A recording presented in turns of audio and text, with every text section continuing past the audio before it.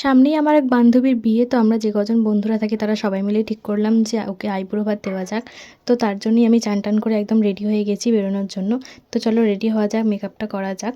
তো এখানে আমি আজকে পরছি এই কুর্তির সেটটা, এই প্যান্টটা আর এই কুর্তিটা। জানিও যে কীরকম লাগছে।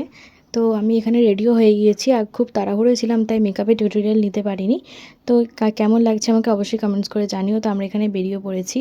তো রাস্তায় যেতে যেতে আমার সাথে হঠাৎ একটা ইনসিডেন্ট ঘটে গেল। আমার কানেরটা না রাস্তায় খুলে পড়ে গিয়েছিল।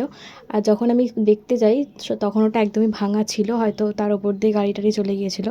তো আর কিছু করার নেই, আমি আমার ফ্রেন্ডকে ফোন করে বললাম যে আমার জন্য একটা ইয়াররিং প্লিজ নিয়ে আসিস।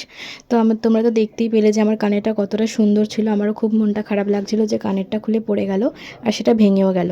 তো যাই হোক, আর কী বা করা যাবে। তো আমরা ফাইনালি রেস্টুরেন্টে পৌঁছে গেলাম। রেস্টুরেন্টে ছিল রাজবোলহাটে। যারা যারা চেনো অবশ্যই কমেন্টস করে জানিও যে এটা চেনো নাকি। তো আমরা সবাই মিলে একে একে বসে পড়লাম নিজেদের জায়গায়। তো আমরা বাড়ি থেকেও কিছু জিনিসপত্র এনেছিলাম, ফুল টুল দেখতেই পাচ্ছ এখানে সাজানোর জন্য, ডেকোরেশনের জন্য এনেছিলাম। আর আমার একটা বন্ধু একটা ভাজাভুজি কিছু ধরনের, তারপর পায়েস টায়েস করে এনেছিল ওকে দেওয়ার জন্য। তো আমরা এখানে একটা ভিডিও করছিলাম, ফটো তুলছিলাম। তো আমার ফ্রেন্ড ফাইনালি আমার জন্য এই কানেরটা এনেছিল, দেখতে পাচ্ছ।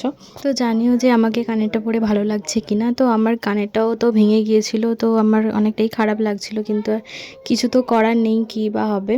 এটা তো আমার হাতে ছিল না, আর একটাই কানের ছিল, সেটা তো আমি পরতেও পারতাম না। তো এখানে আমি একটা মুকুট বানিয়েছিলাম, দেখতেই পাচ্ছ।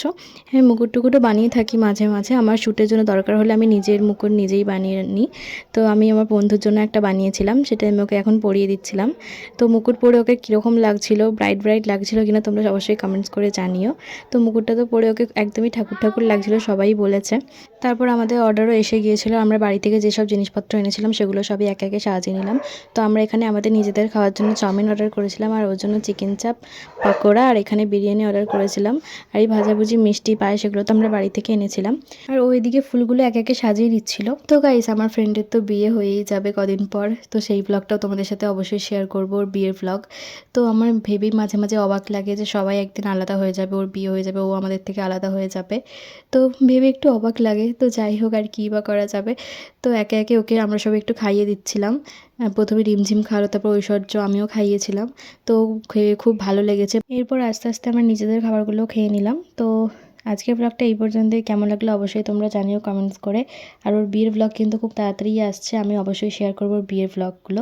তো আজকের দিনটা খুবই ভালো করে মজা করে কাটলো। তো আজকের ব্লগটা এই পর্যন্তই। ভালো লাগলে অবশ্যই লাইক করে চ্যানেলটাকে সাবস্ক্রাইব করে দিও।